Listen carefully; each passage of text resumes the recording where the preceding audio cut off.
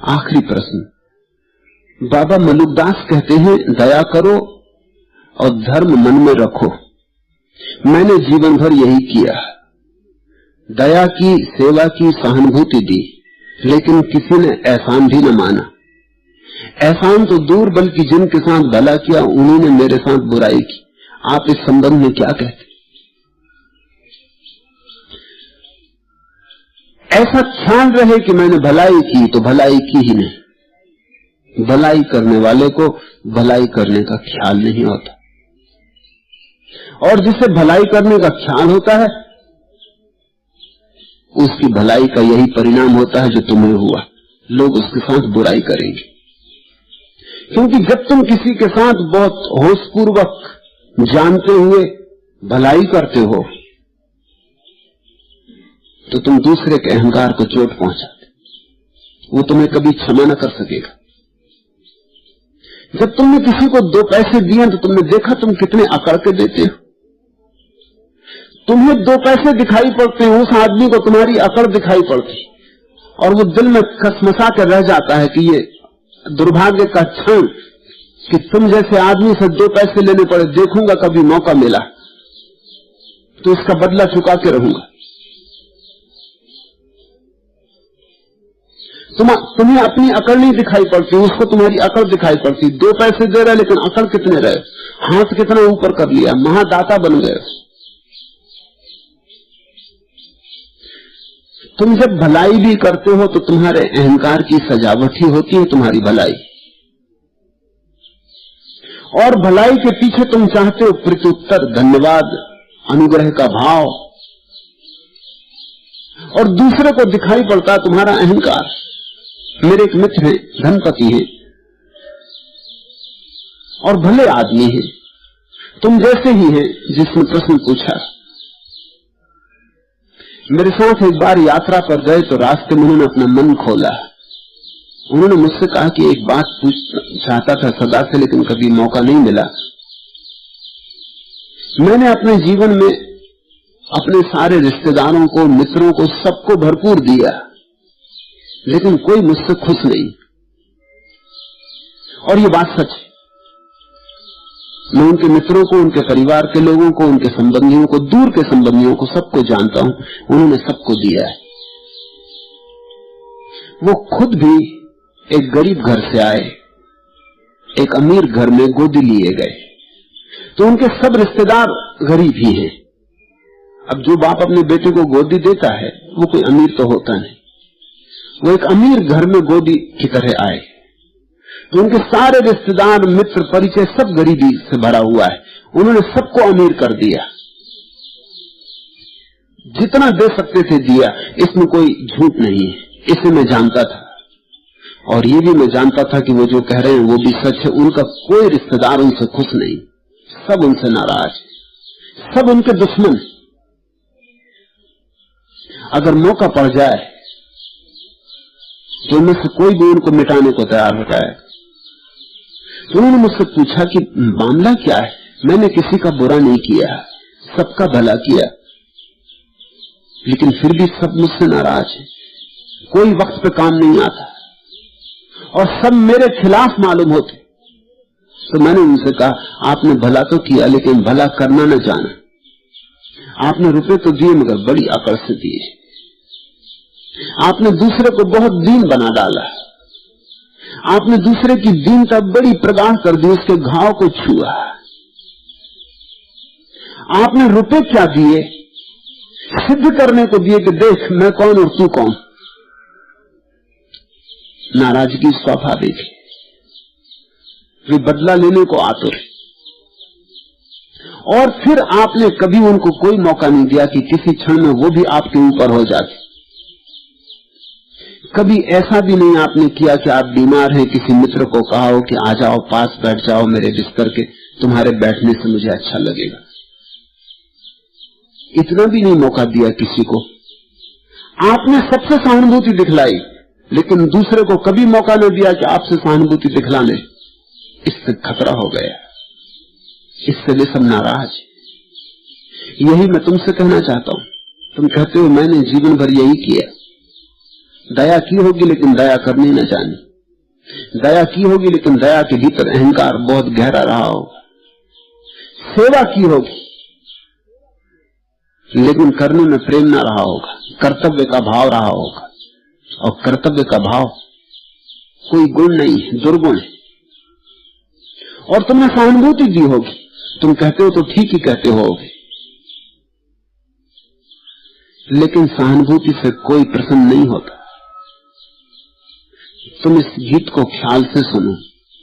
क्या करूं संवेदना लेकर तुम्हारी, क्या करूं मैं दुखी जब जब हुआ संवेदना तुमने दिखाई, मैं कृतज्ञ हुआ हमेशा रीत दोनों ने निभाई, किंतु इस आभार का अब हो उठा है बोझ भारी। क्या करूं संवेदना लेकर तुम्हारी, क्या करूं एक भी उच्छ्वास मेरा हो सका किस दिन तुम्हारा, उस नयन से बह सकी कब इस नयन की अश्रुधारा, सत्य को नींदे रहेगी शब्द की कब तक पिटारी। क्या करूं संवेदना लेकर तुम्हारी, क्या करूं कौन है जो दूसरों को दुख अपना दे सकेगा, कौन है जो दूसरों से दुख उसका ले सकेगा, क्यों हमारे बीच धोखे का रहे व्यापार जारी। क्या करूं संवेदना लेकर तुम्हारी, क्या करूं क्यों न हम मान ले हम हैं चल रहे ऐसी डगर पर, हर पथिक जिस पर अकेला दुख नहीं बटते परस्पर, दूसरों की वेदना में वेदना जो है दिखाता, वेदना से मुक्ति का निज हर्ष केवल वह छिपाता। तुम दुखी हो तो सुखी में विश्व का अभिशाप भारी, क्या करूं संवेदना लेकर तुम्हारी, क्या करूं। जब तुम दूसरे के प्रति सहानुभूति दिखाते हो तो जरा भीतर ख्याल रखना तुम मजा ले रहे हो। इसे ऐसा समझो, एक आदमी के घर में आग लग गई और तुम गए और तुमने सहानुभूति दिखाई कि बड़ा बुरा हुआ, बड़ा बुरा हुआ, लेकिन तुम जरा भीतर ख्याल करना, तुम इसमें मजा भी ले रहे हो कि तुम्हारा मकान न जला, इसका जला। तुम जरा गौर करना, तुम्हारी आंख में एक चमक भी है, सहानुभूति दिखाने का मजा। और मैं तुमसे कहता हूं कि ये मजा तुम जरूर ले रहे होगे। इसे उल्टी तरफ से सोचो, इस आदमी का झोपड़ा जल गया, अगर ये झोपड़ा न जलता और ये आदमी अचानक लॉटरी पा जाता और एक महल बना लेता तो तुम दुखी होते या नहीं, तुमसे बड़ा मकान बना लेता तो तुम्हारे मन में ईर्ष्या आती या नहीं। अगर तुम इसके सुख में सुखी नहीं हो सकते तो इसके दुख में तुम्हारा दुख झूठा है। इसके सुख में तो तुम दुखी हो जाते हो तो तुम इसके दुख में जरूर सुखी हो रहे होगे, ये दोनों का जोड़ है। जब भी तुम किसी व्यक्ति के दुख में दुखी होना बताते हो तो तुम चाहे ऊपर से प्रकट करो या ना करो, दूसरे को इसकी तरंगें मिलती कि तुम बड़े प्रसन्न हो रहे, भीतर भीतर रस आ रहा। तुम सहानुभूति में बड़ा रस है, कोरा मुफ्त में दूसरे से ऊपर होने का मजा है। दूसरा भिखारी होकर खड़ा है, तुम दो चार शब्द उसके भिक्षा पात्र में डाल रहे हो और तुम बड़े प्रसन्न हो। ध्यान रखना, तुम्हारा दूसरे के प्रति संवेदना सहानुभूति का रुख तभी सच्चा होगा जब तुम्हारे जीवन में सारी ईर्ष्या चली जाएगी। मैंने अपने उन धनी मित्र को कहा कि अगर तुम्हारा परिवार में, तुम्हारे रिश्तेदारों में, मित्रों में कोई तुमसे ज्यादा धनी हो जाए तो तुम्हें ईर्ष्या होगी या नहीं। वो सोचने लगे, उन्होंने कहा कि होगी, ईर्ष्या तो होगी अगर उनमें से मुझसे कोई ज्यादा धनी हो जाए। यद्यपि मैंने सबको धनी किया है लेकिन मुझसे ज्यादा उनमें कोई भी नहीं, लेकिन मुझसे ज्यादा कोई हो जाए तो मुझे ईर्ष्या होगी। तो फिर मैंने कहा कि तुम जो मजा ले रहे हो वो अहंकार का ही, तुम मजा ले रहे हो कि मैं दाता, तुम याचक। तुमने अपने सारे मित्रों को, सारे परिजनों को भिखारियों में रूपांतरित कर दिया है। वो एक न एक दिन सब मिलकर तुम्हारी हत्या कर देंगे और तब तुम कहते फिरो कि कैसी दुनिया है, हम तो नेकी करते हैं और उत्तर में बदी मिलती। नहीं जी, नेकी के उत्तर में बदी कभी नहीं मिलती, मगर नेकी करता कौन है? नेकी के नाम पर भी तुम बदी ही करते हो। अच्छे अच्छे नाम हैं, रोगों के बड़े सुंदर सुंदर नाम रखे हैं हमने, लेकिन भीतर हमारा रोग छिपा है।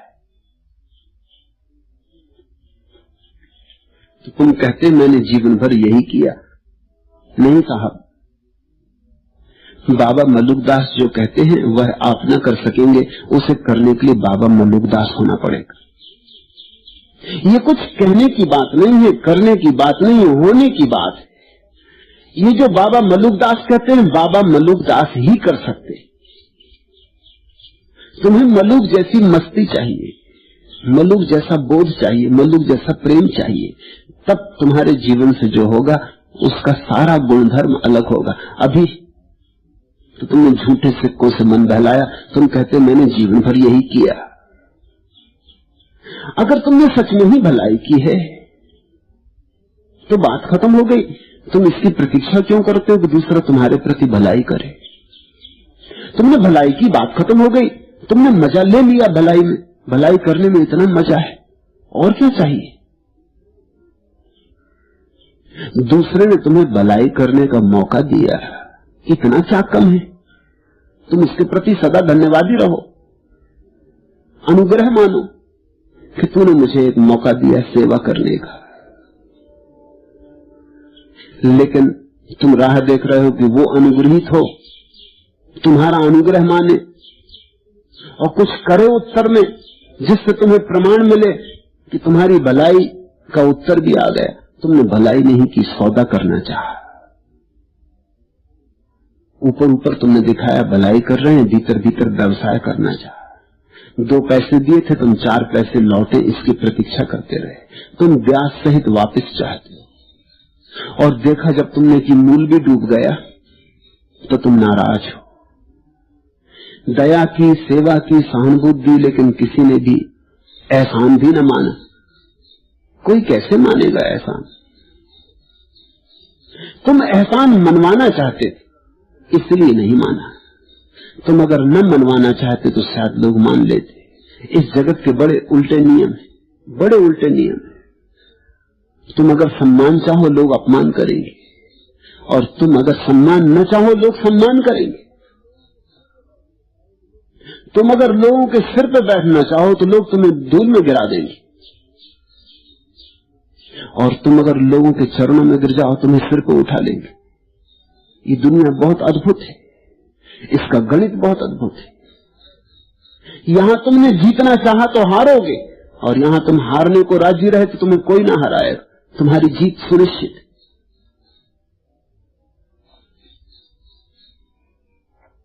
आज इतना है।